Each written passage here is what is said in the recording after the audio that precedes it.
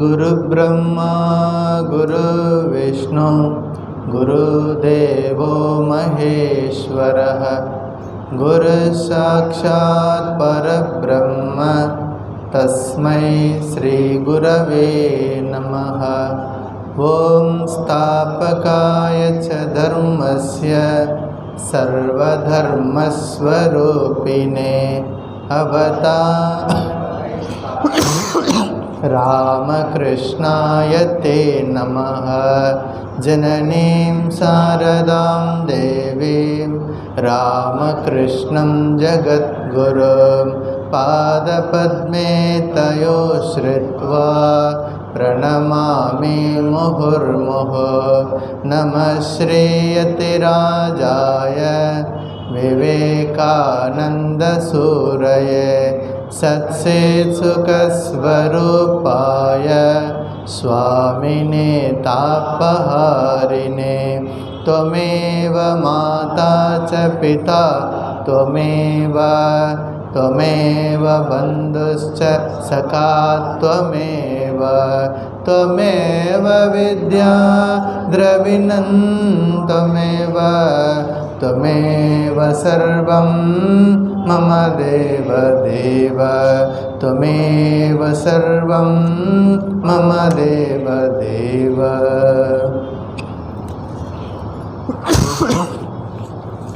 ॐ नमो भगवते रामकृष्णाय।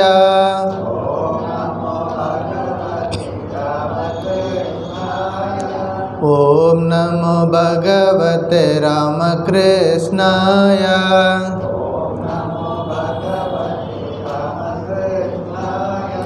ॐ नमो भगवते रामकृष्णाय।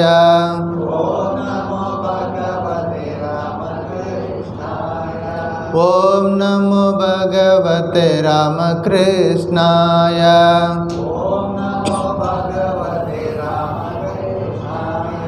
ॐ नमो भगवते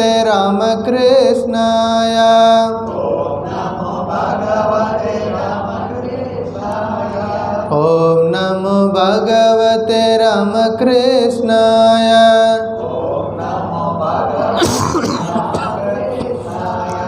ॐ नमो भगवते रामकृष्णाय।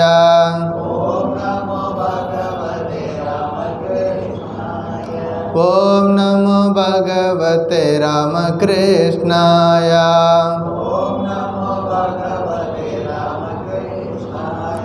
ॐ नमो भगवते रामकृष्णाय। ॐ नमो भगवते रामकृष्णाय। ॐ नमो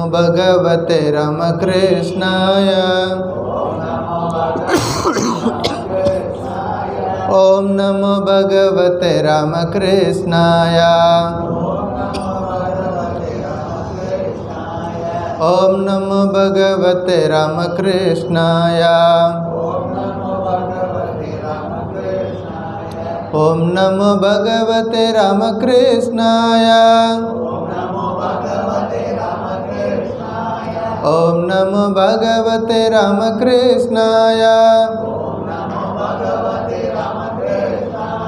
ॐ नमो भगवते रामकृष्णाय। ॐ नमो भगवते रामकृष्णाय। जय रामकृष्ण। श्रीमद् भगवद गीता ध्यान श्लोकम। ॐ पार्थाय प्रतिबोधिता भगवता व्यासेन ग्रथितां पुराणमुनिना मध्ये महाभारतम् अद्वैतामृतवर्षिणीं भगवते अष्टादशाध्यायिनीं अम्ब त्वामनुसन्दधामि भगवद्गीते भवद्वेषिणीं। नमोऽस्तुते व्यासविशालबुद्धे पुल्लारविन्दायतपत्रनेत्र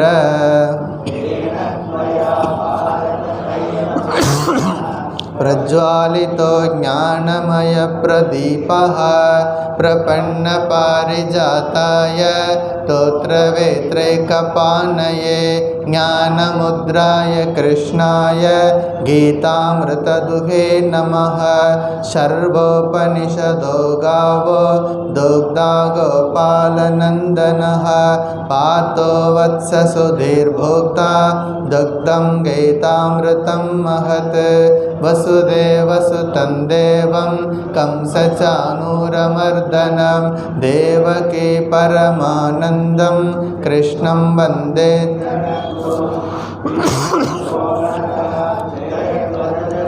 गान्धारनीलोत्पला शल्यग्राहवती कृपेण वहने कर्णेन वेलाकुला अश्वत्थामविकर्णघोरमकरा दुर्योधनावर्तिने सोत्तीर्णा खलु पाण्डवैरणनदी कैवर्तककेशवः पाराशर्यवच सरोजममलं गीतात्तगन्धोत्कटं नानाख्यानककेसरं हरिकथा सम्बोधना बोधितं लोके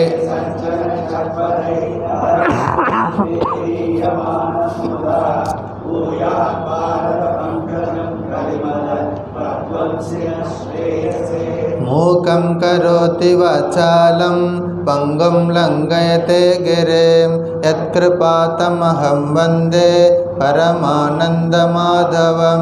यं ब्रह्मा वरुणेन्द्ररुद्रमरुतः स्तुन्वन्ति दिव्यैस्तवैः वेदैः साङ्गपदक्रमोपनिषदैः गायन्ति यं सामगाः ध्यानावस्थिततद्गतेन मनसा पश्यन्ति यं योगिनो यस्यान्तं न विदुःसुरगणा देवाय तस्मै नमः। अध्यायं 18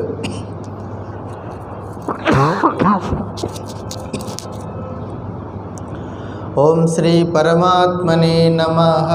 अथ अष्टादशोऽध्यायः मोक्षसंन्यासयोगः। अर्जुन उवाच संन्यासस्य महाबाहो तत्त्वमिच्छामि वेदितुं त्यागस्य च ऋषिकेश पृथक् केशिनिषूदन।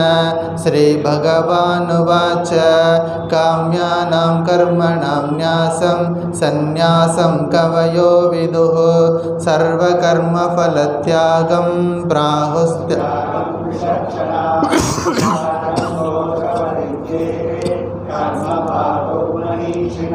यज्ञदानतपकर्म न त्याज्यम् इति चापरे निश्चयं शृणु मे तत्र त्यागे भरतसत्तम।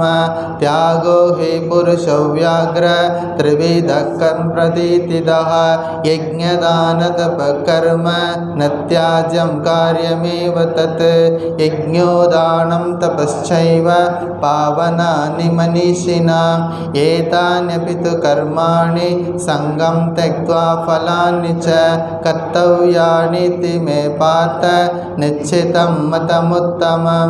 नियतस्य तु संन्यासः कर्मणो नोपपद्यते मोहात् तस्य परित्यागः तामसः परिकीर्तितः।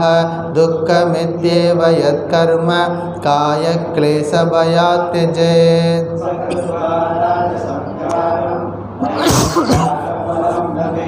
कार्यमित्येव यत्कर्म नियतं क्रियते अर्जुन संगं त्यक्त्वा फलं चैव सत्यागः सात्विको मतः। न द्वेष्ट्य कुशलं कर्म कुशलेनानुसज्जते त्यागी सत्त्वसमाविष्टो मेधावी छिन्न संशयः। न हि देहभृता शक्यं त्यक्तुं कर्माण्यशेषतः यस्तु कर्मफलत्यागी सत्यागीत्यभिधीयते।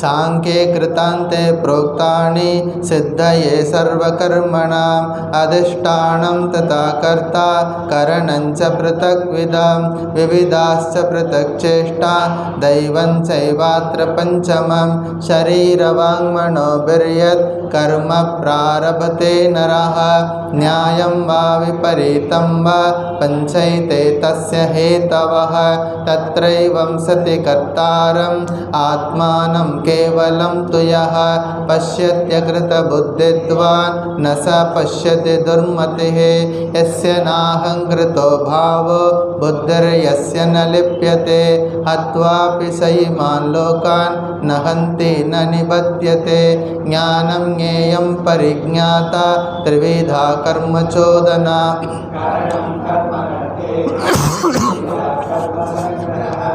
ज्ञानं कर्म च कर्ता च त्रिधैव गुणभेदतः प्रोच्यते गुणसंख्याने यथावशृणुतान्यपि सर्वभूतेषु येनैकं भावमव्ययमीक्षते अविभक्तं विभक्तेषु तज्ज्ञानं विद्धि सात्विकं पृथक्त्वेन तु यज्ञानं नानाभावान् पृथक्विधान् वेत्ति सर्वेषु भूतेषु तज्ज्ञानं विद्धि राजसं यत् कृत्स्नवदेकस्मिन् कार्ये सक्तमहैतुकम् अदत्वात्तबदल्पं च तत्तामसमुदाहृतं नियतं सङ्गरहितम् अरागद्वेषतकृतम् अपलप्रेप्सुमा कर्म यत्तत् सात्विकमुच्यते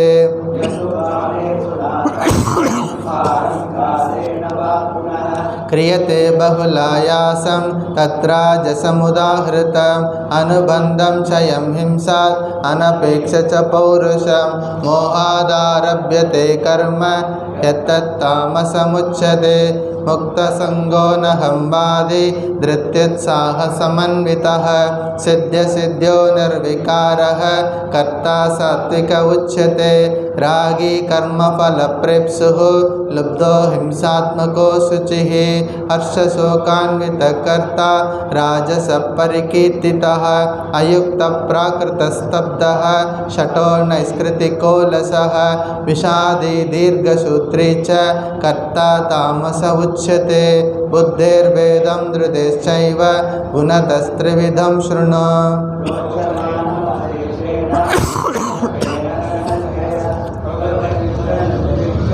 कार्याकार्ये भयाभये बन्धं मोक्षं च यावेति बुद्धे सा पार्थ सात्विके यया धर्मम् अधर्मं च कार्यं च अकार्यमेव च अयतावत् प्रजानाति बुद्धे सा पार्थ राजसे अधर्मं धर्ममिति या मन्यते तमसावृता सर्वार्थान् विपरीतांश्च बुद्धे सा पार्थ राजसे धृत्या यया धारयते मनः प्राणेन्द्रियक्रियाः योगेन व्यभिचारिण्या धृते सा पार्थ सात्विके यया तु धर्मकामार्थान् धृत्या धारयते अर्जुन प्रसंगेन फलाकांक्षी धृते सा पार्थ राजसे यया स्वप्नं भयं शोकं विषादं मदमेव च न विमुञ्चति दुर्मेधा धृते सा पार्थ तामसे सुखं त्विदानीं त्रिविधं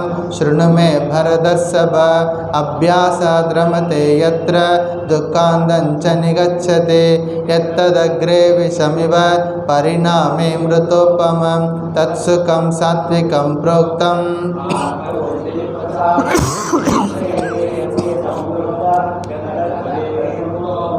परिणामे विषमिव तत्सुखं राजसंस्मृतं यदग्रे चानुबन्धे च सुखं मोहनमात्मनः निद्रालस्य प्रमादोत्तं तत्तामसमुदाहृतं न तदस्ति पृथिव्यां वा दिवि देवेषु वा पुनः सत्त्वं प्रकृतिजैर्मुक्तं यदेभिः स्यात् त्रिभिर्गुणैः ब्राह्मणक्षत्रियविषां शूद्राणां च परन्तप कर्माणि गुणानि प्रविभक्तानि स्वभावप्रभवैर्गुणैः शमोदमस्तपःशौचं क्षान्तिरार्जवमेव च ज्ञानं विज्ञानमास्तिज्ञं ब्रह्मकर्मस्वभावजं शौर्यं तेजो धृतिर्दाक्ष्यं युद्धे चाप्यपलायनं दानमीश्वरभावश्च शास्त्रं कर्मस्वभावजं कृषिगौरक्ष्यवाणिज्यं वैश्यकर्मस्वभावज परिचर्यात्मकं कर्म शूद्रस्यापि स्वभावज स्वे स्वे कर्मण्यभिरतः संसिद्धिं लभते नरः स्वकर्मनिरतः सिद्धिं यथा विन्दति तच्छृणु यतः प्रवृत्तिर्भूतानां येन सर्वमिदं ततं स्वकर्मणादमभ्यर्च्य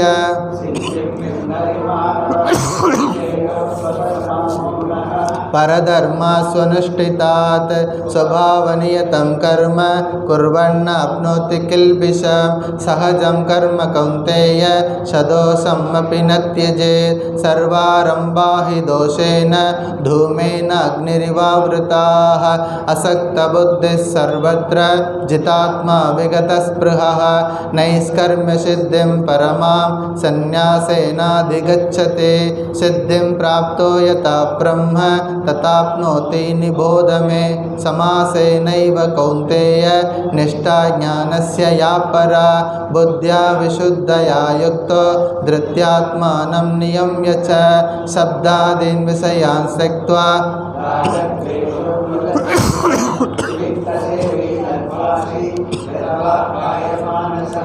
ध्यानयोगपरो नित्यं वैराग्यं समुपाश्रितः अहङ्कारं बलं दर्पं कामं क्रोधं परिग्रहं विमुच्य निर्ममः शान्तो ब्रह्मभूयाय कल्पते ब्रह्मभूतप्रसन्नात्मा न शोचति न काङ्क्षति समः सर्वेषु भूतेषु मद्भक्तिं लभते परा भक्त्या मामभिजानाति यावान्यच्चास्मि तत्त्वतः ततो मां तत्त्वतो ज्ञात्वा विशते तदनन्तर सर्वकर्माण्यपि सदा कुर्वाणो मद्व्यपाश्रयः मत्प्रसादादवाप्नोति शाश्वतं पदमव्ययम्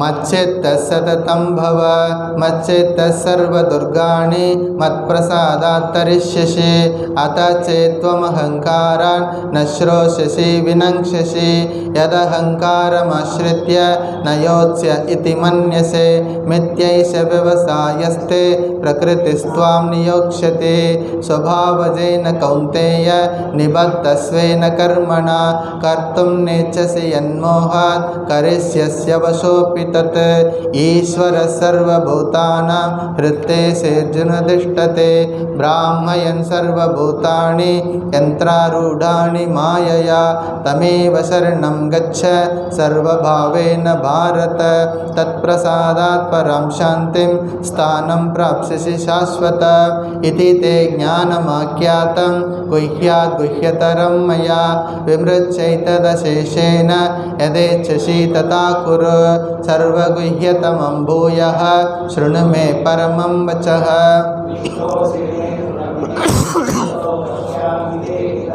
मन्मना भव मद्भक्तो मद्याजी मां नमस्कुरु मामे वैश्यसि सत्यं ते प्रतिजाने प्रियोऽसि मे सर्वधर्मान् परित्यज्य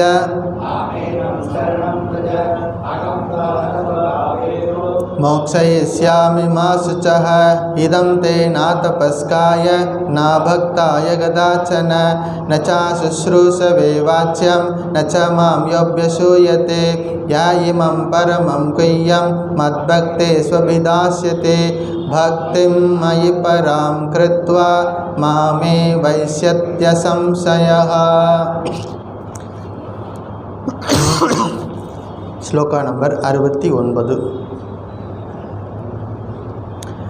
न च तस्मान्मनुष्येषु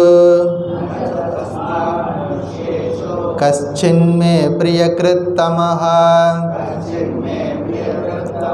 भविता न च मे तस्मात् अन्यप्रियतरो भुवे न च तस्मान् मनुष्येषु कश्चिन्मे प्रियकृत्तमः भविता न च मे तस्मात् अन्यः प्रियतरो भुवे. பகவான் ஸ்ரீராமகிருஷ்ணரின் பரிபூர்ணமான திருவருளால் ஸ்ரீமத் பகவத்கீதையை நம்ம தொடர்ந்து படிச்சுக்கிட்டு வந்துட்டுருக்கோம். ஸ்ரீமத் பகவத்கீதை ஒரு மோக்ஷ சாஸ்திரம்.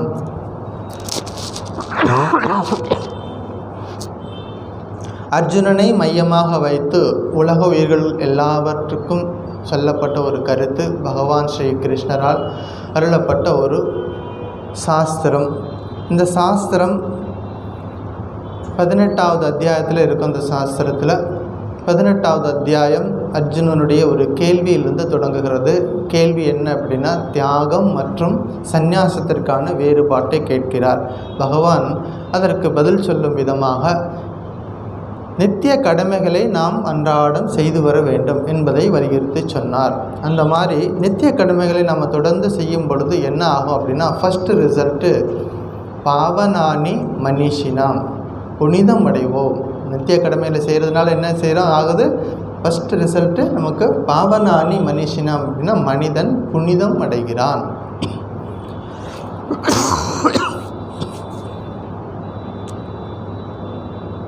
தொடர்ந்து நித்திய கடமைகளை செய்துக்கிட்டே வரணும். அவை நம்மை விட்டு விலகணுமே தவிர நாம அந்த கடமைகளை விடக்கூடாது அப்படிங்கிறத ஒரு கருத்தை வலியுறுத்தி சொன்னார்.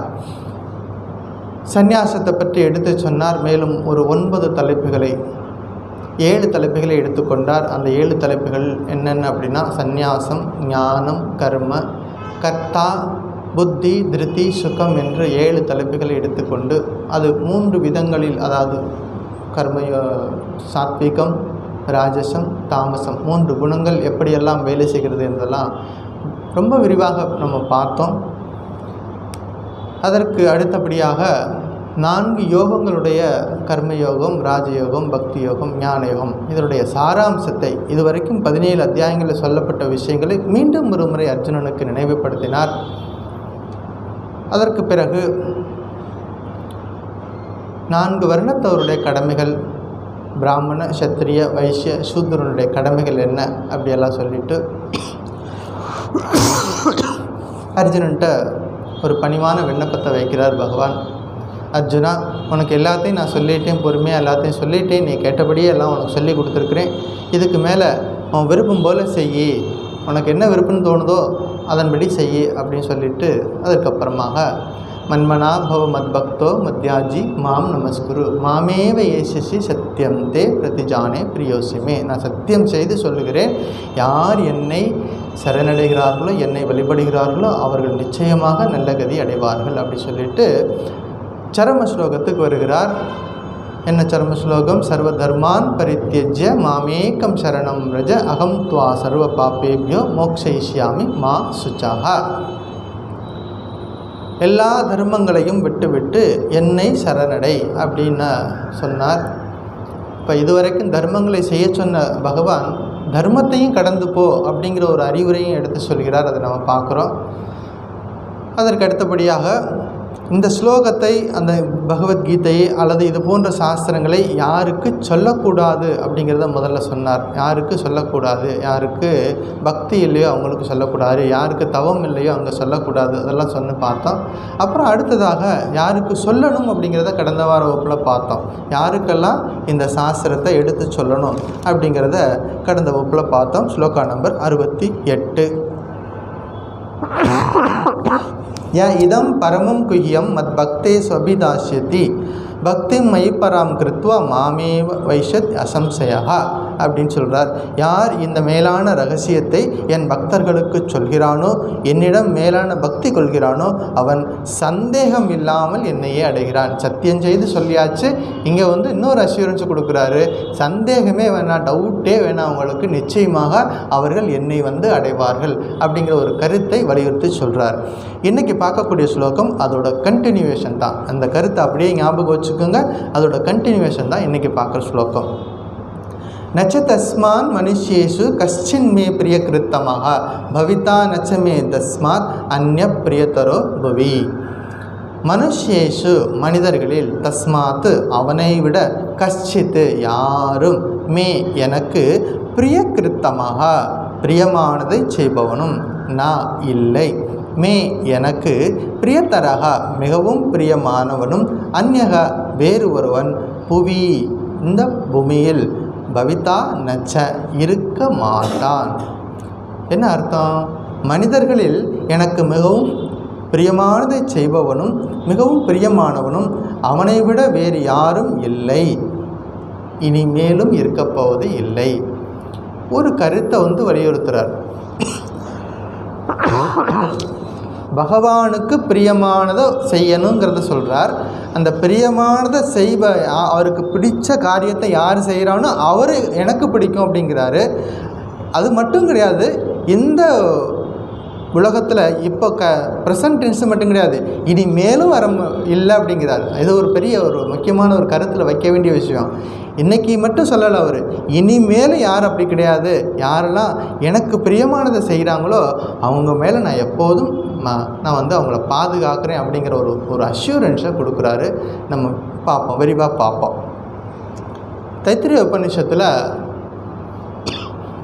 வழக்கமாக சீடர்கள் குருகுலத்தில் கொண்டு போய் விட்டுருவாங்க. 8 வயசு 9 வயசு ஆகிட்டாலே குழந்தைகளுக்கு குருகுலத்தில் கொண்டு போய் விட்டுருவாங்க.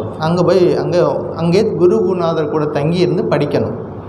படித்து அவங்க ஒரு 10 வருஷம் அந்த குருகுலத்திலே தங்கியிருப்பாங்க. வீடெல்லாம் விட்டுட்டு அங்கே போய் தங்கியிருந்து படிப்பாங்க. 10 வருஷம் கழித்து அவங்க 17-18 வயசு ஆகும் பொழுது குருகுல வாசம் முடியும். இப்போ குருநாதர் என்ன பண்ணுறார், ஒரு நாளைக்கு கான்வெகேஷன் நடக்கும். அன்றைக்கி ஒரு பிரிவு உச்சாரம். அந்த குழந்தைகள் எல்லாரையும் உட்கார வச்சுட்டு ஃபைனலாக ஒரு அறிவுரை சொல்லி வீட்டுக்கு அனுப்புவார், என்னெல்லாம் செய்யணும் அப்படின்னு. இப்போ என்ன சொல்லுவார், சத்தியம் வத, நீ இது வரைக்கும் எங்கூட இருந்த ஆசிரமத்தில் இருந்த நாங்கள் உன்னை பத்திரமா பார்த்துக்கிட்டோம். நீ சமுதாயத்துக்கு போகிற, நீ எப்படி இருக்கணும், முதல்ல என்ன செய்யணும், சத்தியம் வத. இன்றைக்கெல்லாம் நம்ம பள்ளிக்கூடங்களில், நம்முடைய ஸ்கூலில், காலேஜில், எஜுகேஷன் இன்ஸ்டிடியூஷனில் சொல்ல வேண்டிய ஒரு விஷயம், சொல்லிக் கொடுக்க வேண்டிய விஷயம். ஆசிரியர்களும் அதன்படி நடக்கணும், குழந்தைகளுக்கும் அதை சொல்லிக் கொடுக்கணும். என்ன செய்யணும், சத்தியம் வத. தர்மஞ்சர, என்ன செய்யணும், மற்றவங்களுக்கு உதவி செய்யே.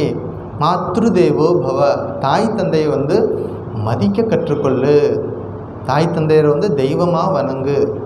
மாத்ரு தேவோ பவ, பித்ரு தேவோ பவ, ஆச்சாரிய தேவோ பவ. உனக்கு யாரெல்லாம் உனக்கு சொல்லிக் கொடுக்குறாங்களோ அவங்க எல்லாரையும் குருநாதருக்கு எல்லாத்துக்கும் உரிய மரியாதை கொடுத்து நடத்தணும். ஆச்சாரிய தேவோ பவ.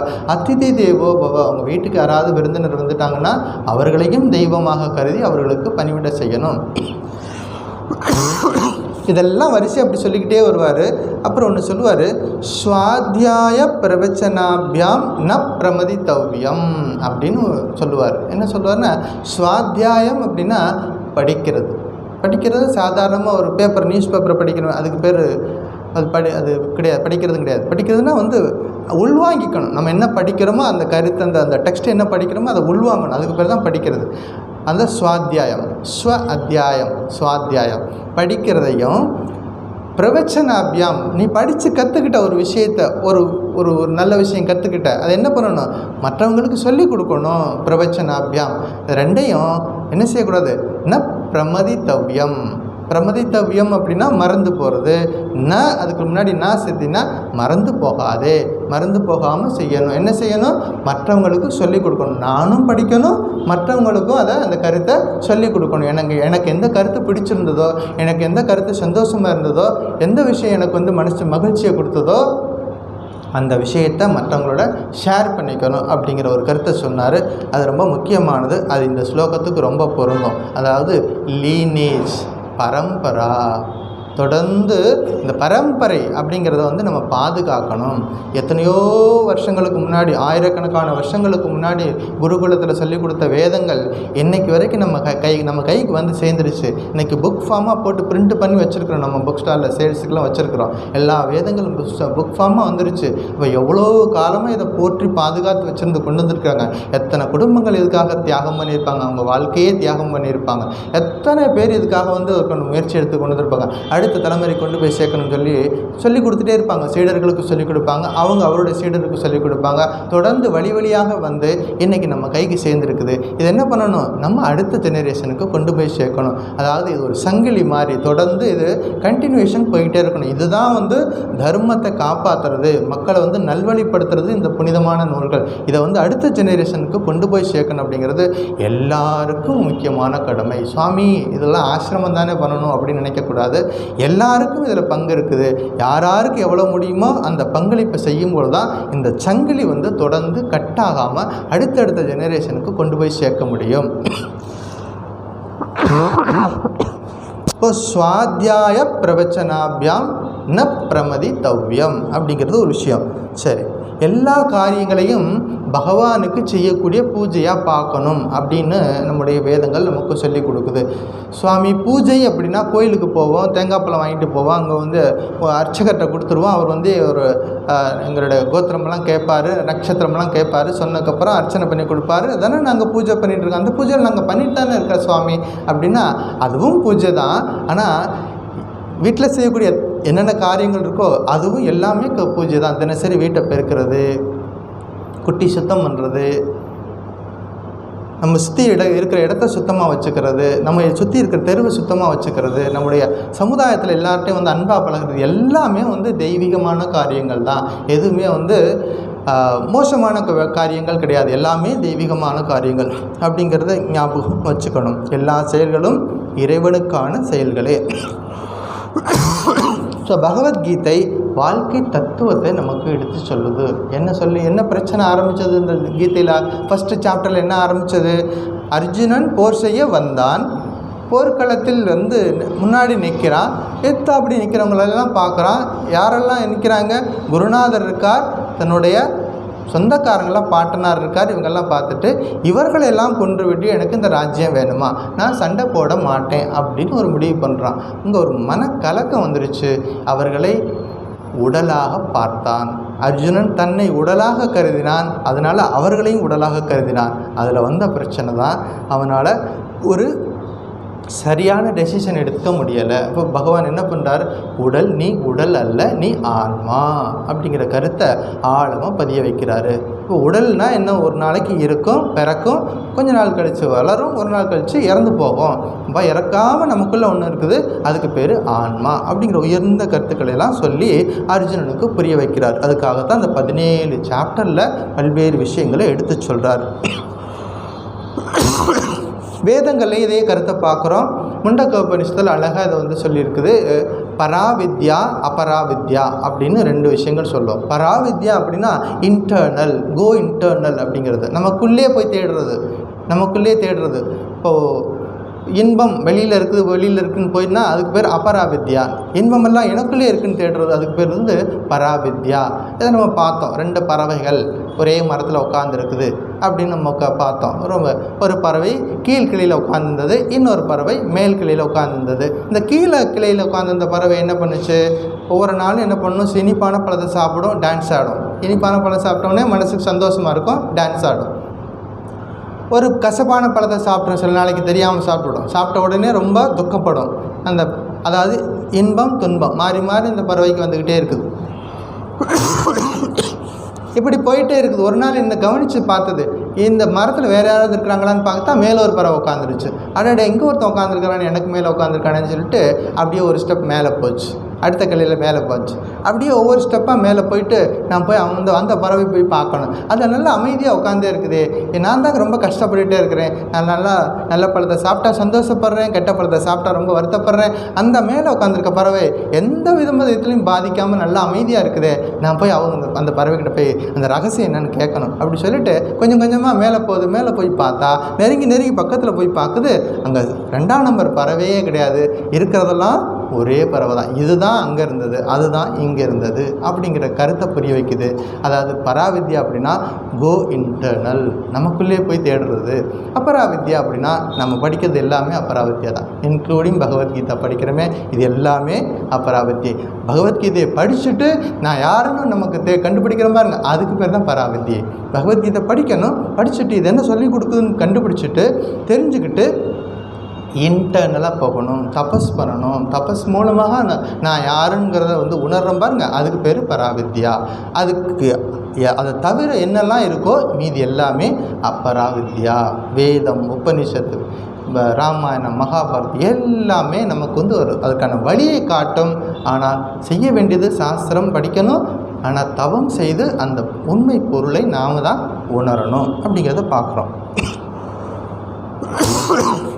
வேதத்தில் ஒரு முக்கியமான ஒரு வரிகள் வருது, கஸ்மின்னு பகவோ விஜ்ஞாதம் சர்வவிதம் விஜ்ஞாதம் பவதி தி. எதை அறிந்தால் எல்லாவற்றையும் அறிந்ததாகுமோ அந்த வித்தையை எனக்கு சொல்லிக் கொடுங்க. ஒரு குருநாதர்கிட்ட போய் ஒரு சீடர் கேட்குறாரு. என்ன கேட்குற பாரு, எப்படிப்பட்ட சீடர், எப்படிப்பட்ட குருநாதர். எதை அறிந்தால் எல்லாவற்றையும் அறிந்ததாக ஆகுமோ அதை பற்றி எனக்கு சொல்லிக் கொடுங்க. அப்போ எதை அறியணும்? இருப்பதெல்லாம் இறைவன் ஒருவனே, அந்த இறைவன் எனக்குள்ளும் இருக்கிறார். இந்த வித்தையை நாம் கற்றுக்கொள்ள வேண்டும் அப்படிங்கிறத பார்க்குறோம். சரி, என்னென்ன விஷயம் வருது? நச்ச தஸ்மான் மனுஷேஷு கஷ்சின்மே பிரியகிருத்தமாக பவிதா நச்சமே தஸ்மாத் அந்நிய பிரியத்தரோ புவிஹி. அதாவது சம்பிரதாயம், அகெயின் சம்பிரதாயம், அதாவது குரு பரம்பரா. அந்த ட்ரெடிஷனை நம்ம கண்டினியூஸ் பண்ணணும். அந்த ஜோதி அணைஞ்சிடாமல் பாதுகாக்கணும்.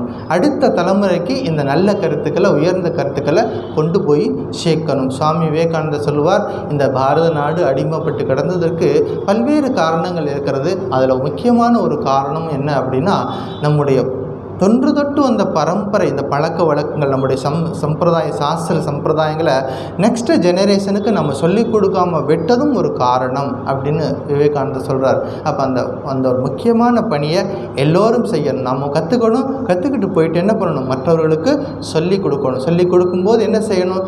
யாருக்கு சொல்லிக் கொடுக்கணுமோ அதையும் கீதை சொல்லிக் கொடுக்குது. யாருக்கு தேவையோ பாத்திரம் அறிந்து பிச்சைடு, யாருக்கு தேவைன்னு கண்டுபிடிச்சு அவங்களுக்கு சொல்லிக் கொடுக்கணும். அதாவது இந்த சாஸ்திரத்தை பரம்பரையாக யாரெல்லாம் கொண்டு போய் சேர்க்கிறார்களோ, இந்த சாஸ்திரத்தை இந்த சாஸ்திர கருத்துக்களை யாரெல்லாம் கொண்டு போய் அடுத்த தலைமுறைக்கு கொண்டு போய் சேர்க்கிறாங்களோ அவங்க எல்லாரும் எனக்கு பிரியமானவர்கள். சுவாமி, நாங்கள்லாம் ஒன்றும் இந்த மாதிரி படிக்கிறது இல்லையே, சொல்லிக் கொடுக்குறது இல்லையே. யாராவது படிப்பாங்கள்ல, யாராவது சொல்லிக் கொடுப்பாங்கள்ல, அவங்களுக்கு உங்களால் முடிஞ்சது செய்யலாம். அதுவும் ஒரு பயிற்சி தான், அதுவும் ஒரு உதவி தான். யாராவது ஒருத்தர் சாப்பாட்டுக்கு வழி இல்லாமல் இருப்பார், ஆனால் இந்த மாதிரி வேத கருத்துக்களை சொல்லி கொடுத்துட்ருப்பார் எங்கேயாவது. அவருக்கு நீங்கள் என்ன செய்யலாம்? அவருக்கு ஏதாவது உரிய தேவையில்லை, அவரோட அடிப்படை தேவைகள், அதை பூர்த்தி பண்ணால் அதுவும் நீங்களும் அந்த யாகத்தில் கலந்துக்கிற மாதிரி தான் அர்த்தம். அப்படி எங்கெல்லாம் நல்ல காரியங்கள் நடக்குதோ அந்த நல்ல காரியங்களில் நம்முடைய பங்களிப்பும் இருக்கணும் அப்படிங்கிற ஒரு எண்ணத்தோடு செய்யும் பொழுது நாம் பகவானுக்கு பிரியமானவர்களாக ஆகிறோம். இப்போ புரியுதா? பகவானுக்கு யாருக்கு பிடிச்சவங்க தெரியுமா? யார் என்னுடைய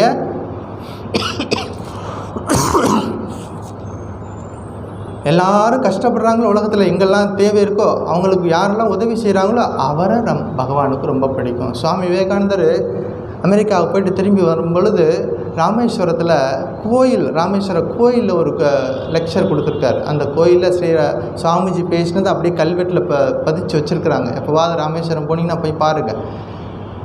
அங்கே என்ன பேசினார் அப்படின்னா, அது ஒரு பெரிய பழமையான சிவன் கோயில், ராமேஸ்வரத்தில் இருக்கக்கூடிய சிவன் கோயில். அந்த கோயிலில் ஒரு சின்னதாக ஒரு குட்டி கதை சொல்லி அந்த கருத்தை சொல்கிறாரு. அதாவது ஒரு தோட்டக்காரன் இருந்தான். அந்த தோட்டத்தில் 2 பேர் தோட்டக்காரங்கள் இருந்தாங்க. 2 பேர் தோட்டத்தில் வேலை செஞ்சாங்க.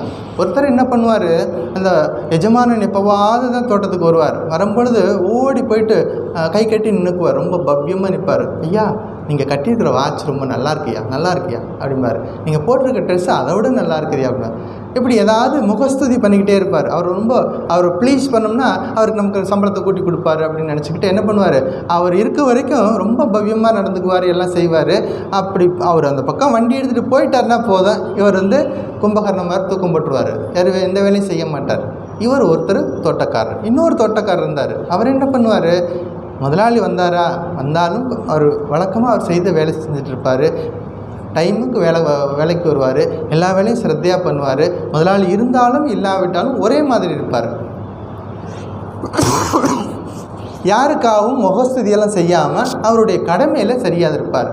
அப்போ இந்த கதையை சொல்லிவிட்டு சுவாமிஜி கேட்குறார், இந்த 2 பேர்த்தில் யாரை அந்த முதலாளிக்கு பிடிக்கும் அப்படின்னு கேள்வி கேட்குறார். இந்த 2 வேலைக்காரங்களில் யார் அந்த முதலாளிக்கு பிடிக்கும் அப்படின்னா, யார் அந்த முதலாளி இருந்தாலும் இல்லாவிட்டாலும் தன்னுடைய கடமையை செய்கிறாரோ அவரை தான் அந்த முதலாளிக்கு பிடிக்கும் அப்படி சொல்லிட்டு, இந்த உலகத்தில் 2 விதமான பக்தர்கள் இருக்கிறோம்.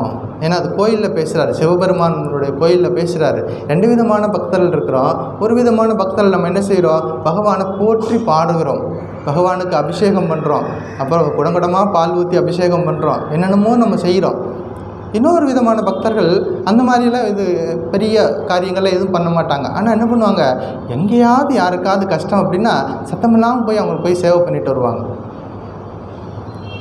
அப்போ பகவானுக்கு இப்போ யாரை பிடிக்கும் அப்படின்னா, இப்போ நம்ம பகவத்கீதை படிச்சுட்டு இருக்கிறோம், யாரை பிடிக்கும் அப்படின்னா அந்த எதையும் எதிர்பார்க்காமல் எங்கே கஷ்டம் இருக்குது, எங்கே தேவை இருக்குதுன்னு அறிந்து அந்த தேவைப்படுற இடத்துல போயிட்டு உதவி செய்கிறான்ல, அவங்கள தான் பகவானுக்கு ரொம்ப பிடிக்கும். அதை லீனேஜ் தொடர்ந்த பரம்பரை, இந்த குரு பரம்பரை, குரு சிஷ்ய பரம்பரை தொடர்ந்து போகணும் அப்படிங்கிறதுக்காக இப்போ யாரெல்லாம் அந்த பணியில் ஈடுபடுகிறார்களோ அவர்கள் எனக்கு பிரியமானவர்கள் அப்படின்னு இப்போ மட்டும் சொல்லலை, இனிமேலும் அவர்கள் தான் எனக்கு பிரியமானவர்கள். ஒரு காரியத்தை சொல்லும்போது ஸ்ட்ரெஸ் பண்ணி சொல்கிறார். அப்படின்னா மீதி இருக்கவங்களாம் அவருக்கு பிரியம் இல்லாதவங்கன்னு அர்த்தம் கிடையாது. இந்த காரியத்தை இந்த ஆக்டிவிட்டியை சொல்லும் பொழுது இதுக்கு ஒரு மதிப்பு கொடுத்து சொல்கிறாரு. இது நம்ம கவனிக்கப்பட வேண்டிய ஒரு விஷயம். இந்த விஷயம் இதை தொடர்ந்து கொண்டு போய் சேர்க்கணும் அப்படிங்கிறதுனால இதுக்கு ஒரு முக்கியத்துவம் கொடுத்து பேசுகிறாரு. சரி, சம்பிரதாயத்தை நம்ம பாதுகாக்கணும் அப்படிங்கிறத கருத்து. பவிதா அந்நிய பிரியத்தரக, இதுக்கு மேலேயும் என்னுடைய வருங்காலத்திலையும் கிடையாது, அதாவது இந்த பூமியில் அப்படி ஒருத்தையும் கிடையாது. அதாவது எனக்கு இந்த பரம்பரையை யாரெல்லாம் கொண்டு போய் சேர்க்குறாங்களோ அவர்கள் எனக்கு எல்லா காலத்திலும் எனக்கு பிரியமானவர்கள் அப்படின்னு சொல்லி முடிக்கிறார். பகவான் புத்தர் நம்ம எல்லாருக்கும் தெரியும். புத்தர் ஒரு முறை அவர்கிட்ட ஒரு சீடர் போய் அவர்கிட்ட கேட்டார், சுவாமி ஆன்மான்னா என்ன அப்படின்னு கேட்டார்.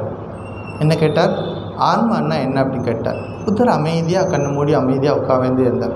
அதுக்கப்புறமா அப்படியே நிர்வாணம் ஆகிட்டார். அவர் ஒரு பரிபூர்ண நிலைக்கு போயிட்டார். அதுக்கு பின்னாடி வந்தவங்க என்ன ஆச்சுன்னா, கேட்ட கேள்விக்கு பதில் சொல்லவே இல்லை.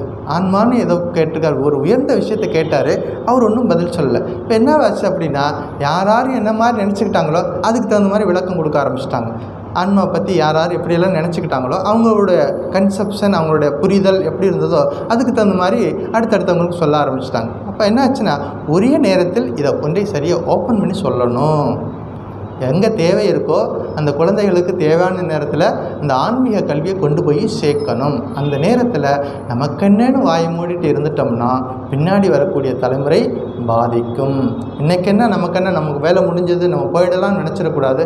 அடுத்த தலைமுறை அது பாதிக்கும். அதனால் அது மனசில் வச்சு எல்லா காலத்திலும் இந்த தர்மத்தை கொண்டு போய் சேர்க்கணும். அதற்கு நம்மளால் என்னெல்லாம் முடியுமோ அந்த காரியங்களை நம்ம தொடர்ந்து செய்யணும். ஒரு முறை சுவாமி விவேகானந்தர் வெளிநாட்டுக்கு போயிட்டு வந்ததுக்கப்புறமா இந்த ராமகிருஷ்ண மிஷன் எப்படி இருக்கணும் இதுக்கெல்லாம் ஒரு பிளான் போட்டுட்டு இந்த மிஷனோட ஆக்டிவிட்டி எப்படி இருக்கணும், அப்போ சாதுக்கள்லாம் எப்படி இருக்கணும், அதுக்குள்ள அவங்களுக்கு ட்ரைனிங்லாம் எப்படி கொடுக்கணும், இதெல்லாம் விரிவாக எல்லாத்தையும் திட்டம் போட்டுட்டு எல்லாம் எக்ஸ்பிளைன் பண்ணுறாரு, மற்றவங்களுக்கு சொல்லிவிட்டு. அப்போ ஒருத்தர் கேட்குறாரு, சுவாமி ரொம்ப பெரிய பிளானை போடுறீங்க, இதுக்கெல்லாம் எங்கே காசு எங்கே அப்படின்னு கேட்குறாரு. பெரிய பிளானெல்லாம் ரொம்ப பெருசாக இருக்குது. அந்த காலத்தில் மடத்தில் ரொம்ப வறுமையாக இருந்த காலகட்டம் அது. வெளியில் போனால் ஒரே ஒரு வேஷ்டி இருக்குமா, அந்த வேஷ்டி கட்டிட்டு அவர் தான் வெளியில் போவார். மீதி இருக்கிறவங்கெல்லாம் ஆசிரமத்துக்குள்ளே இருக்கணும். ஏன்னா இருக்கிறது ஒரே ஒரு வேஷ்டி தான், 16 பேருக்கு ஒரு வேஷ்டி. யோசிச்சு பாருங்கள், அது எவ்வளோ கடினமான வாழ்க்கை. அப்படிப்பட்ட ஒரு சூழ்நிலையில் இருக்கும்போது இவர் பெரிய ப்ராஜெக்டை போட்டு சொன்ன உடனே அவங்க கேட்குறாங்க, இதுக்கெல்லாம் எங்கே பணம் எங்கே இருக்குது அப்படின்னு கேட்குறாங்க. அப்போ சுவாமிஜி சொன்னார், மணி, அவர் வார்த்தை அது, money it will pour down from the heaven, it will pour down, கொட்டும், பிகாஸ் ஐ வாண்ட் இட். அது ரிஷி, அவருடைய கனவு, அது எப்பவும் வீண் போகாது. ஏன்னா தேவை இருக்கும் பொழுது எல்லாம் வரும். மென் தீஸ் ஆர் வாண்டட். மணியெல்லாம் வரும், அது எங்கே இருந்தாலும் வந்துடும். ஆனால் நமக்கு தேவை மனிதர்கள் வேண்டும். இந்த காரியத்தை எடுத்து செய்யக்கூடிய மனிதர்கள் வேண்டும். அவங்க எங்கே இருக்கிறாங்க? அவங்கள உருவாக்குங்க. அவங்க எப்படி வருவாங்க? இது போன்ற பரம்பரையாக சொல்லிக் கொடுக்கணும். நற்பண்புகளை சொல்லிக் கொடுத்தா தான் நல்ல மனிதர்களை உருவாக்க முடியும். சன்னியாசிகள் எங்கேருந்து வர்றாங்க? வீட்டிலேருந்து தான் வர்றாங்க. இப்போ இருக்க குடும்பத்துலேருந்து தான் வர்றாங்க. அப்போ அந்த குடும்பம் சரியாக இருந்துச்சுன்னா சன்னியாசம் சரியாக இருக்கும். அப்போ இந்த பரம்பரை லீனேஜை சரியாக கொண்டு போகிறதுக்கு எல்லாருமே முடிவெடுக்கணும். எல்லாருக்கும் இந்த பங்கு இருக்குது அப்படிங்கிறத நம்ம சரியாக புரிஞ்சுக்கணும். சுவாமி ரங்கநாதான்ஜி மகாராஜ் சொல்லுவார், do you feel for the suffering of the people? மற்றவங்க கஷ்டப்படுறதை பார்த்து உனக்கு வருத்தப்படுறியா, வேதனைப்படுறியா? Do you feel for the suffering of the people? Is it making you sleepless? மற்றவங்க கஷ்டப்படுறதை பார்த்து உனக்கு தூக்கம் கெடுதா? தூக்கம் கெடுதான்னு கேட்குறாரு. தூக்கம் கெடுதா? Is your heart bleeding for the wellbeing of others? மற்றவங்க கஷ்டப்படுறதை பார்த்து உங்களுடைய இதயம் வெடிக்குதா? இதயம் உருகுதா? then every word that you utter will tell you like a thunderbolt அப்படிங்கிறார். அப்படி ஒரு இதயம் உனக்கு இருந்துச்சுன்னா, அப்படி ஒரு ஃபீலிங் உனக்கு இருக்குது அப்படின்னா நீ சொல்கிறதெல்லாம் நடக்கும் இந்த சமுதாயத்தில் அப்படிங்கிறார். இப்போ என்ன பண்ணணும்? மற்றவர்களுக்காக கன்சர்ன் ஃபார் அதர்ஸ், அந்த ஒரு எண்ணம் நமக்குள்ளே எப்போதும் இருக்கணும். சுவாமி விவேகானந்தர் தன்னுடைய கடைசி நாள், இந்த உலகத்தை விட்டு பிரியக்கூடிய கடைசி நாள், இப்போ பார்த்தா ரீசெண்டாக 4th ஜூலை இதான் கடைசி நாள். நம்ம 4th ஜூலையில் நம்ம மடத்தில் பெரிய விசேஷமாக கொண்டாடுறது கிடையாது. அவருடைய பிறந்தநாள் தான் கொண்டாடுவோம். இப்போ 4th ஜூலைக்கு அந்த நாளில் என்ன பண்ணுறாரு? கடைசி நாள் எல்லா சன்னியாசி சீடர்கிட்ட பேசுகிறார். ஒருத்தரை கூப்பிட்டுட்டு அப்படியே வேலூர் மடத்து கிரவுண்டில் நடந்து போகிறார். போயிட்டு ஒரு பர்டிகுலர் ஸ்பாட்டை காமிச்சிட்டு இங்கே வருங்காலத்தில் வேத பாடசாலை வரணும். என்ன வரணும்? வேத பாடசாலை இங்கே வரணும். அங்கே வரக்கூடிய குழந்தைகளுக்கு வேதிக் கல்ச்சரை கற்றுக் கொடுக்கணும் அப்படின்னு அவர் சொல்லிட்டு போனார். இன்றைக்கி என்ன இருக்குது? அங்கே எந்த இடத்துல சொல்லி கொடுத்துருக்காரோ, எந்த இடத்துல வரணும்னு எதிர்பார்த்தாரோ அதே மாதிரி இன்றைக்கி நம்ம வேலூர் மடத்தில் வேத பாடசாலை, 4 வேதங்களையும் கற்றுக் கொடுக்கக்கூடிய வேத பாடசாலை இருக்குது. எப்பெல்லாம் நீங்கள் வேலூர் மடத்துக்கு போகிறீங்களோ அவசியம் நீங்கள் இதையும் போய் பார்க்கணும்.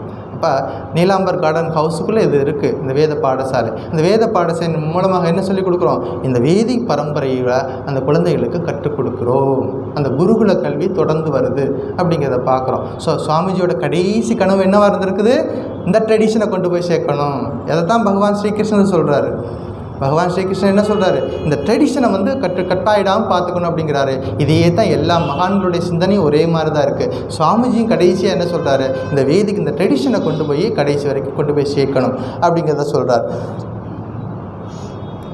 ஸோ இந்த ஸ்லோகத்தில் முக்கியமாக நம்ம கருத்துக்கு தெரிஞ்சிக்க வேண்டிய விஷயம், போன ஸ்லோகம் அதாவது 68, இந்த 69, இந்த 2 ஸ்லோகத்துலேயும் முக்கியமான கருத்து, இந்த உயர்ந்த கருத்துக்களை யாருக்கு தேவையோ அவர்களுக்கு சொல்லிக் கொடுக்கணும். இந்த சம்பிரதாயம் என்பது தொடர்ந்து கண்டினியூ ஆகணும் அப்படிங்கிறத, குரு பரம்பரை அப்படிங்கிறது கண்டினியூ ஆகணும் அப்படிங்கிறத கருத்தை நம்ம புரிஞ்சுக்கணும். சரி, இந்த குரு பரம்பரை அப்படின்னோடனே எனக்கு ஒரு பெரிய ஒரு மகானாக கருதப்பட்டவர், அவரை பற்றி எனக்கு தெரிஞ்ச வரைக்கும் சொல்கிறேன். அவர் பேர் அண்ணா சுப்பிரமணியம். நம்முடைய மடத்தினுடைய தாத்தா, பிதாமகர், பீஷ்ம பிதாமகர். அவர் பேர் அண்ணா சுப்பிரமணியன் சொல்லுவாங்க. அவருடைய இயற்பெயர் நாக நரசிம்மன் அப்படின்னு பேர். அப்பா பேர் நரசிம்மன், அதனால் அந்த அப்பா பேரோடு சேர்ந்து வரும் நாக நரசிம்மன். அம்மா பேர் அருந்ததி. எந்த வருஷம் பிறந்தாருன்னா செப்டம்பர் 20, 1895 பிறந்தவர். திருச்செங்கோடு அப்படின்னு ஒரு ஊர் இருக்குது, அங்கே ஒரு அர்த்தநாரீஸ்வரர் கோயில் இருக்கக்கூடிய அந்த ஊரில் பிறந்தவர் அவர். அந்த ஊரில் பிறந்து அங்கேயே அவருடைய பிரைமரி கல்வியெல்லாம் நடக்குது. அதாவது பிரைமரி ஸ்கூல் திருச்செங்கோட்டிலையும் பவானிலையும் படிக்கிறாரு. ஹையர் செகண்டரி படிக்கிறதுக்காக திருச்சிக்கு வர்றார். திருச்சியில் படிச்சுட்டு இருக்கும் பொழுது நல்லா படிக்கிறாரு. அப்போவே மெட்ரிகுலேஷனில் ஸ்டேட் லெவலில் கோல்டு மெடல் வாங்குறாரு. மெட்ரிகுலேஷனில் பிரிட்டிஷ் ஆட்சி காலம் 1895, அப்போவே மெட்ரிகுலேஷனில் ஸ்டேட் லெவலில் கோல்டு மெடல் வாங்குறாரு. அப்போ அவருக்கு நிறைய வாய்ப்புகள் இருக்குது. அப்போ அதில் ஒருத்தர் வாத்தியார் சொல்கிறாரு, நீ நல்லா வருவ, ஆனால் உனக்கு நிறைய பண உதவியெல்லாம் தேவைப்படும், இங்கே யாரும் உனக்கு செய்து கொடுக்க மாட்டாங்க, நீ சென்னைக்கு போயிடு, அங்கே ராமகிருஷ்ண மிஷன் மாணவர் இல்லம்னு ஒன்று இருக்குது, அங்கே போய் நீ போய் பாரு, அங்கே வந்து ராமசாமி ஐயங்கார்னு ஒருத்தர் இருக்கார், அவர் போய் பாரு, உனக்கு வேண்டியதெல்லாம் செய்வார் அப்படின்னு சொல்லிட்டுறாரு. அதன்படி என்ன பண்ணுறாரு, சென்னைக்கு வர்றாரு. எங்கே வர்றாரு, மயிலாப்பூரில் இருக்க இன்றைக்கி நம்ம பார்க்கக்கூடிய பிரம்மாண்டமாக இருக்கக்கூடிய அந்த அமைப்பு அன்னைக்கு ஓலை குடிசையில் தான் நடந்துட்டு இருந்தது. அப்போ ராமசாமி ஐயங்கார்னு சொல்லிட்டு இப்போ ஒரு ஐயங்கார் தான் நடத்திட்டு இருக்கார். அவர் கூட வாசுதேவாச்சாரியார் அப்படிங்கிற ஒரு ப்ரொஃபஸரும் கூட இருக்கிறார். அவர் 2 பேரையும் போய் பார்க்குறார். இந்த வாசுதேவாச்சாரியாரை வந்து ஒரு பெரிய காலேஜில் ப்ரொஃபஸராக இருக்கார். அவர் மூலமாக இவருக்கு காலேஜ்லேயும் சீட்டு கிடைக்குது. டெய்லி காலேஜுக்கு போவார், திரும்பி வருவார், வந்து ஆசிரமத்தில் இருக்கக்கூடிய மாணவர்களுக்கு இந்த வேதிக் பரம்பரையை கற்றுக் கொடுப்பார். தினசரி அவங்களுக்கு சந்தியாவந்தனம் சொல்லிக் கொடுக்குறதுலேருந்து உபநிஷதங்களை சொல்லிக் கொடுக்குறது, பகவத்கீதை சொல்லிக் கொடுக்குறதுன்னு சொல்லி இந்த ட்ரெடிஷனில் கொண்டு வந்தார். எத்தனை வருஷம் தெரியுமா? பல வருஷங்கள் அந்த இன்ஸ்டிடியூஷன்ல இருந்து தன்னுடைய மொத்த வாழ்க்கையை இதுக்காக அர்ப்பணிச்சார். தன்னுடைய மொத்த வாழ்க்கையை இந்த வேதிக் பரம்பரையை வந்து அடுத்த ஜெனரேஷன் கொண்டு போகிறதுக்காக தன்னுடைய மொத்த வாழ்க்கையை இதுக்காக கொடுத்தவர். முக்கியமாக அவர் என்ன சொல்லிக் கொடுப்பார், தன்னுடைய மாணவர்கள்ட்ட அஹிம்சையை கடைபிடிக்கணும். ஃபஸ்ட்டு என்ன சொல்லிக் கொடுப்பார், அஹிம்சை, அதாவது மற்ற உயிர்களுக்கு துன்புறுத்தக்கூடாது, அஹிம்சையை கடைபிடிக்கணும் அப்படிம்பாரு. 2வது சுய ஒழுக்கம். யாரும் நமக்கு வந்து சொல்லிக் கொடுக்கக்கூடாது, டூ திஸ் டூ தட் அப்படின்னு நமக்கு வந்து யாரும் வந்து நம்ம கமாண்ட் பண்ணக்கூடாது. நம்மளே புரிஞ்சுக்கிட்டு நம்மளுடைய காரியங்களை சரியாக நம்ம செய்து பழகணும் அப்படிங்கிறத சுய ஒழுக்கம் அப்படின்னு இருக்கணும் அப்படிங்கிறார். 3வது கடவுள் பக்தி, தெய்வத்தின் மேலே பக்தியோடு நம்ம வாழ்க்கை இருக்கணும், அது வந்து முக்கியமான விஷயம். 4வது பாவம் செய்யாதே, டூ திஸ், அதாவது நல்லது செய், ஆனால் கெட்ட விஷயங்களை ஏறெடுத்தும் பார்க்காதே, மற்றவர்களுக்கு தொந்தரவு கொடுக்காதே. கடைசியாக ஒன்று சொல்லுவார், உழைச்சி தான் முன்னேறணும். இன்றைக்கு ரொம்ப முக்கியமான கருத்து இது. உழைச்சி தான் வாழ்க்கையில் முன்னேறணும், மற்றவங்களை வந்து சார்ந்து இருக்கக்கூடாது, மற்றவங்கள்ட்ட வந்து எதையும் எதிர்பார்த்துருக்கக்கூடாது, உன்னுடைய உழைப்பால் நீ உயர்ந்துடணும் அப்படிங்கிற விஷயத்தெல்லாம் இந்த போன்ற உயர்ந்த கருத்துக்கள்லாம் மாணவர்களுக்கு சொல்லிக் கொடுத்தால் பல வருஷங்கள் அதில் வந்து இன்ஸ்டிடியூஷன் வந்து படிச்சுக்கிட்டே இதெல்லாம் சொல்லிக் கொடுத்தார். அப்புறமா அந்த ஆசிரமத்தை வந்து உத்தரமேரூருக்கு மாறிச்சு. அந்த அப்போ வந்து செகண்ட் வேர்ல்டு வார் வந்த சமயம் ஆசிரமத்தை உத்தரமேரூருக்கு மாற்றிட்டாங்க, மல்லிங்கரணை பக்கத்தில். அங்கேயும் ஒரு 15 வருஷத்துக்கு மேலே முதல்வராக இருந்து நிறைய காரியங்கள் பண்ணார். முக்கியமான விஷயங்கள் நிறைய இருக்குது அவருடைய. இன்றைக்கி நிறைய பேர் அவருடைய சீடர்கள்லாம் இப்போ இருப்பாங்க, இன்னும் இருக்கக்கூடும். இதெல்லாம் வந்து கேட்ட செய்திகள், அங்கங்கே கேட்ட செய்திகள், எல்லாம் அடுத்த ஜெனரேஷன் சொல்லி கொடுக்கணும் அப்படிங்கிறதுக்காக எத்தனை பேர் இதுக்காக வந்து தியாகம் பண்ணியிருக்கிறாங்க அப்படிங்கிறத பற்றி நம்ம புரிஞ்சுக்கணும் அப்படிங்கிறதுக்காக சொல்கிறேன். இப்போ பல நேரங்களில் வந்து நம்ம ஆசிரமத்தில் மயிலாப்பூர் மடத்தில் போய் கிளாஸ் எல்லாம் எடுப்பார், பிரம்மச்சாரிகளுக்கெல்லாம் கிளாஸ் எடுப்பார். போயிட்டு அங்கே வேதம் உபநிஷத்தெல்லாம் சொல்லி கொடுக்குறதுக்கு குறிப்பிட்ட நேரத்துக்கு போயிட்டு அவர்கிட்ட படித்தவங்களாம் இன்றைக்கி பெரிய பெரிய மகான்களாக இருக்கிறாங்க. அப்படி பிரம்மச்சாரிகளுக்கு கிளாஸ் எடுப்பார். இவர் மகாபுருஷ் மகாராஜுடைய டிசைப்பிள், மகாபுருஷ் சிவானந்த மகாராஜுடைய டிசைப்பிள், அவருடைய சீடராக இருந்தவர். அவர் ஒரு வாழ்க்கையில் ஒரு சுவாரஸ்யமான நிகழ்ச்சியில் நான் கேள்விப்பட்டிருக்கிறேன். அவர் கடைசி வரைக்கும் தானே சமைச்சு சாப்பிடுவார், யார்கிட்டையும் எதையும் டிபெண்ட் பண்ணி இல்லாமல் தானே சமைச்சு தான் சாப்பிடுவார். அப்போ என்ன பண்ணுவார் அப்படின்னா, சப்பாத்தி செய்வாராம். எத்தனை சப்பாத்தி செய்வாராம்? 3 சப்பாத்தி தான் செய்வாராம். 3 சப்பாத்தி மாவெல்லாம் ரெடி பண்ணி வச்சுருவார். அடுப்பை வந்து பற்ற வச்சுட்டா போட்டோன்னே ஒரு சப்பாத்தி தூக்கி போடுவார். அது இன்னும் அடுப்பில் நல்லா ஹீட் நிறையா இருக்கும். அந்த வந்து அந்த சட்டியெல்லாம் ரொம்ப ரொம்ப பவர்ஃபுல்லாக இருக்கும். போட்டோடனே கருகி போயிடுமா. முதல் ரொட்டி என்ன ஆகிடுவோம், கருகி போயிடுமா. ஆத்திக்கு ஓரமாக வச்சுருவாராம். அடடே ரொம்ப கருகி போச்சு அப்படின்னு சொல்லிட்டு அனலெல்லாம் எடுத்து வெளியே வச்சுருவாராம். தீயெல்லாம் எடுத்து வெளியே வச்சுட்டா டவுன் ஆயிரும், மொத்தமாக டவுன் ஆயிருமா. இன்னொரு சப்பாத்திக்குள்ளே போட்டோன்னே அது வேகாமல் இருக்குமா, அதை தூக்கி வச்சுருவாராம். ஒன்று வீணாக போயிடுச்சு, கருகி போய் கணக்கரேன்னு ஆயிடுச்சு. இன்னொரு சப்பாத்தி என்ன ஆச்சு, சுத்தமாக வேகாமல் மாவாக திரும்பி வந்துருச்சு. 2மே வீணாக போச்சு, சாப்பிட முடியாது. கடைசியில் ரொம்ப கஷ்டப்பட்டு ஒரே ஒரு ரொட்டி மட்டும்தான் கிடைக்குமா. இப்படிலாம் ஒரு கேள்விப்பட்ட விஷயங்கள். எவ்வளோ கஷ்டப்பட்டு வாழ்ந்துருக்குறாங்க. இந்த சமுதாயத்தை அடுத்த ஜெனரேஷனுக்கு வந்து நல்ல கருத்துக்களை கொண்டு போய் சேர்க்கணுங்கிறதுக்காக எத்தனை பேருடைய உழைப்பு இதில் இருந்திருக்குது அப்படிங்கிறத நம்ம பார்த்துக்கணும். அப்படி நிறைய பேர், இவர் மட்டும் கிடையாது, இவரை போன்ற எத்தனையோ பேர் இன்றைக்கும் வாழ்ந்துக்கிட்டு இருக்கிறாங்க. இந்த சமுதாயம் நல்ல சமுதாயமாக வரணும் அப்படிங்கிறதுக்காக எவ்வளோ பேர் வந்து பாடுபடுறாங்க. நிறைய புஸ்தகங்கள் எழுதியிருக்கிறாரு, மொழிபெயர்த்திருக்கிறாரு. எந்த புஸ்தகத்துக்கும் காப்பிரைட்டு வாங்கிக்கல, எந்த புஸ்தகத்துக்குனால வரக்கூடிய ஒரு பைசா கூட தான் எடுத்துக்கலை. எல்லாமே ராமகிருஷ்ண மடத்துக்கு சொந்தமானதுன்னு சொல்லி கொடுத்துருப்பார். எவ்வளோ பெரிய மனசு இருக்கணும். எல்லாமே ராமகிருஷ்ண மடத்துக்கு சொந்தமானது, எல்லாத்தையும் அப்படியே மிஷனுக்கு கொடுத்துருக்குறார். அவர் எல்லாமே இது குரு மகாராஜ் போட்ட பிக்ஷை, என்னுடைய வாழ்க்கை ஸ்ரீ குரு மகாராஜ் போட்ட பிக்ஷை அப்படின்னு சொல்லிட்டு அந்த ஒரு பணிவோடு அந்த வாழ்க்கையை நடத்தியிருக்கிறாரு. இதெல்லாம் நம்ம தெரிஞ்சிக்க வேண்டிய ஒரு விஷயங்கள். இப்படியும் இருந்தார்கள், நாமும் அவர்களைப் போல முயற்சி செய்யணும். முயற்சி செய்தால் நிச்சயமாக நம்முடைய வாழ்க்கையும் அந்த மாதிரி அமைச்சிக்க முடியும். சரி. இது குரு பரம்பரை. இதுதான் நம்ம கடந்த 2 ஸ்லோகத்தில் நம்ம முக்கியமாக தெரிஞ்சிக்க வேண்டிய விஷயம் குரு பரம்பரை பற்றி. இந்த வாரத்தில் ஒரு முக்கியமான நிகழ்ச்சி மடத்தில். என்னது அது? Very good. குரு பூர்ணிமா. எல்லாருக்கும் ரொம்ப சந்தோஷமாக இருக்குது அந்த வார்த்தை கேட்குறதுக்கு. குரு பூர்ணிமா குரு பூர்ணிமா அப்படின்னா ரொம்ப சந்தோஷமாக இருக்குது. ஏன்னா மேக்ஸிமம் எல்லோரும் தீட்சை வாங்கியிருக்கிறோம். நம்முடைய குருநாதர் ரொம்ப கருணையோடு நமக்கு அந்த மந்திரத்தை உபதேசம் கொடுத்துருக்குறாங்க. அப்போ குரு பூர்ணிமா அப்படின்னு வரும்போது எவ்வளோ சந்தோஷமாக இருக்குது கேட்குறதுக்கு. அந்த குரு பூர்ணிமா இந்த வாரத்தில் 10ஆம் தேதி வருது, ஜூலை 10. அதுக்கு இன்னொரு பேர் வியாச பூர்ணிமான்னு பேர். குரு பூர்ணிமாவுக்கு இன்னொரு பேர் வியாச பூர்ணிமா. அப்படின்னா வியாசரை குருவாக கொள்வது. அதாவது வியாசர் தான் வேதங்களை தொகுத்தவர். எல்லாத்துலேயும் நிறைய விஷயங்கள் இந்த சமுதாயத்துக்காக பாடுபட்டிருக்கார். அவர் பேர்லேயே இந்த குரு பூர்ணிமா அப்படிங்கிறது வருது. இந்த குரு பூர்ணிமா, குரு அப்படின்னா கு ரு 2 எழுத்து தான் இருக்குது குரு அப்படிங்கிறதுல. கு அப்படின்னா இருட்டு, அஜ்ஞானம். ரு அப்படின்னா நீக்குபவர், ரிமூவர். எதை நீக்கிறாரு? நம்மக்கிட்ட அந்த அஜ்ஞானத்தை நீக்கிறாரு. ஞானம் வரணும் அப்படின்னா அஜ்ஞானம் நம்ம விட்டு போகணும். நம்மக்கிட்ட இருக்கக்கூடிய அறியாமையை நீக்குபவர் குருநாதர். எதை பற்றி அறியாமை? எதை பற்றி அறியாமையாக இருந்தாலும், ஒரு சைக்கிள் ஓட்ட தெரியாது, அது அறியாமை. அந்த அறியாமை ஒருத்தர் எனக்கு சொல்லி கொடுத்துட்டாரு. அப்போ அந்த இடத்துல எனக்கு அவர் குருவாகிறார். இப்படி ஒவ்வொரு விஷயத்துலையும் நமக்கு தெரியாத விஷயத்தை யாரெல்லாம் சொல்லிக் கொடுக்குறாங்களோ அவர்கள் நமக்கு குருநாதர். அப்போ குரு என்றால் அறியாமையை நீக்குபவர், சம்சார கடலை தாண்டுவதற்கு நமக்கு உதவி செய்பவர், பரமாத்மாவோடு நம்மை இணைத்து வைப்பவர். ஜீவாத்மா பரமாத்மா ஐக்கியத்துக்கு இந்த குருநாதர் பாலமாக இருந்து நம்மை சேர்த்து வைக்கிறார்.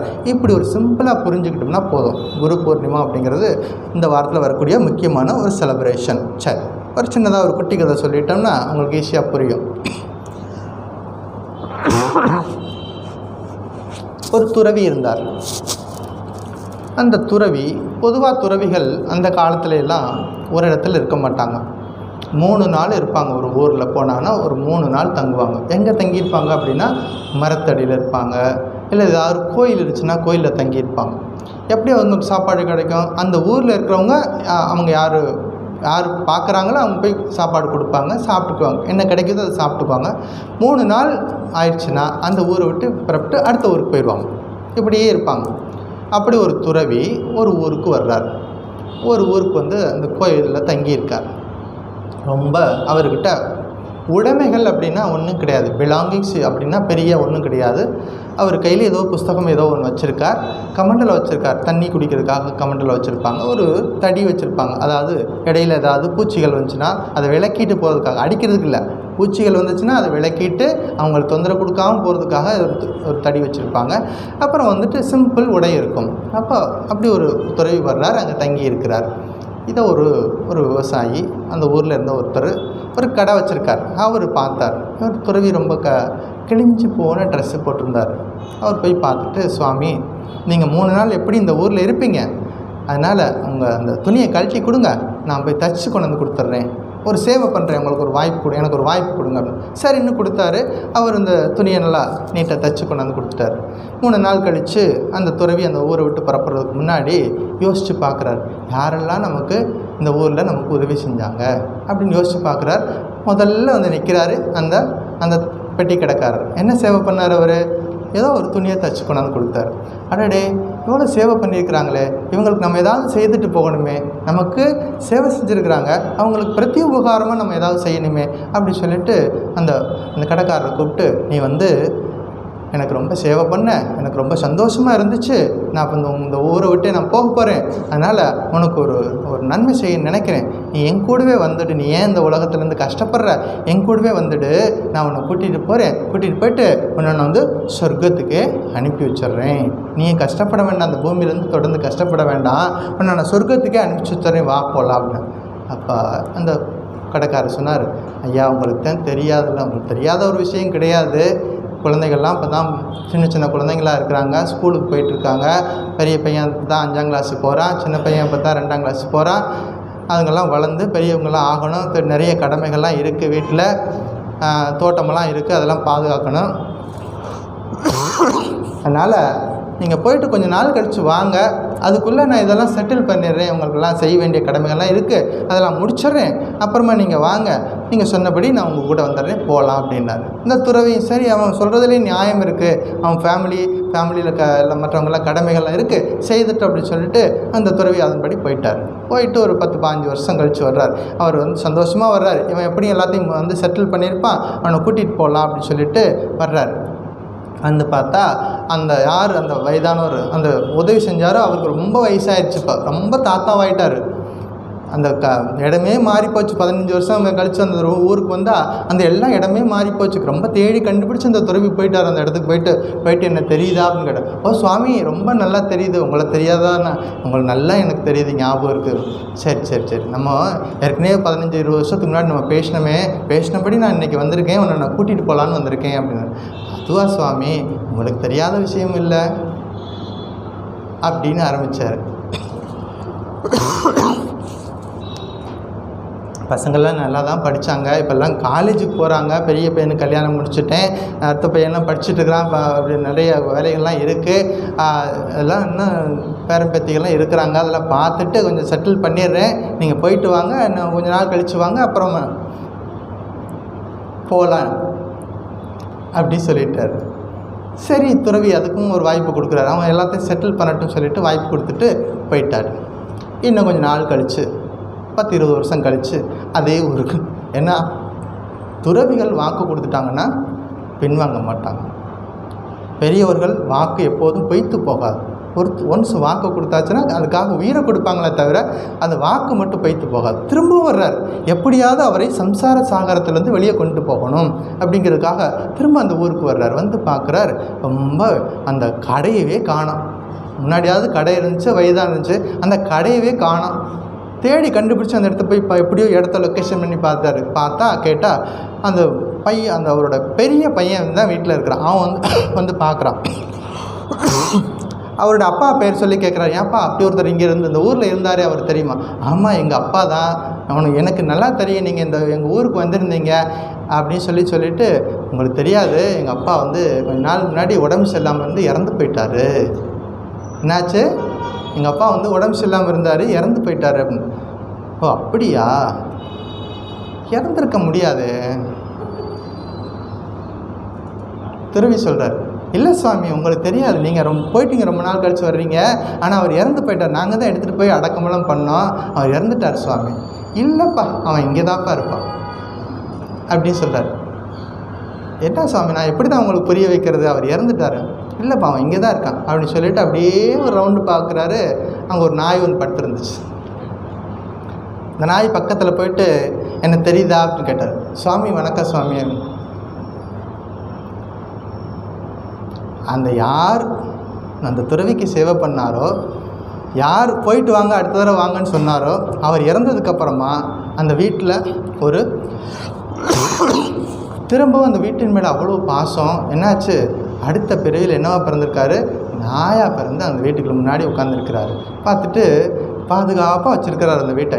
அந்த வீட்டு பக்கத்தில் யார் வந்தாலும் உடனே குலைப்பார். ஏன்னா அவர் கஷ்டப்பட்டு சம்பாரித்து வச்ச சொத்து இல்லையா, அதனால் யார் வந்தாலும் வந்து குலைப்பார். அதனால் பயந்தெல்லாம் ஓடி போயிடுவாங்க. இப்படியே வர்றாரு. அவர்கிட்ட போய் கேட்குறாரு, என்ன ஞாபகம் இருக்கா? நல்லா ஞாபகம் இருக்கு சுவாமி. சரி, நீ தான் வந்து இறந்து போயிட்ட, இந்த பிறவி கிடச்சிச்சு, போதும், கஷ்டப்பட்டதெல்லாம் போதும், வா என் கூட வா, உன்னை கூட்டு போகலாம் வா அப்படின்னு சொல்கிறார். அவர், சாமி உங்களுக்கு தெரியும் என்னாச்சு?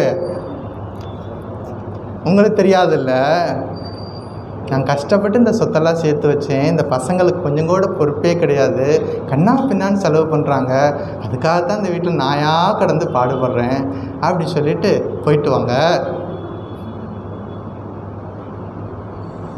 இன்னும் கொஞ்சம் நாள் கழித்து வாங்க, அப்போ போகலாம். அந்த துறவியும் வந்து விடுறதில்ல. சரி நான் வர்றேன், இன்னும் கொஞ்சம் நாள் கழித்து வர்றேன் அப்படின்னு சொல்லிட்டு என்ன பண்ணிட்டார், போயிட்டார். மறுபடியும் ஒரு 10-20 வருஷம் கழித்து அதே ஊருக்கு வர்றார். இந்த முறை வந்தவுடனே எங்கே அவங்க அப்பா கேட்கல. வந்தவுடனே கேட்டார், எங்கே அந்த நாய்ங்க?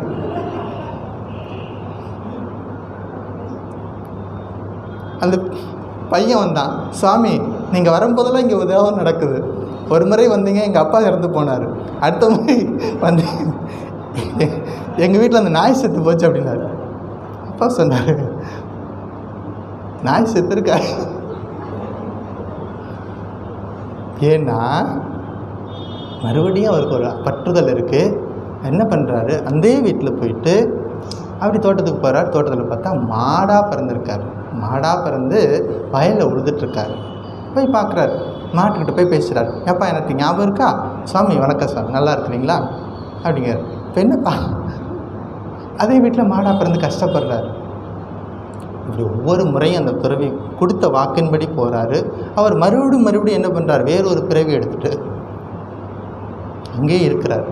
கடைசியாக இந்த கதை ஒரு முடிவுக்கு வருது. ஒரு பெரிய கதை, நீண்ட கதை இருக்குது. இதில் நம்ம கருத்து தெரிஞ்சுக்க வேண்டிய விஷயம் அப்படின்னா என்ன அப்படின்னா, ஒரு முறை குருவின் அருள் பார்வையில் வந்துவிட்டோம் என்றால் நமக்கு கதி மோட்சம் என்பது உறுதி.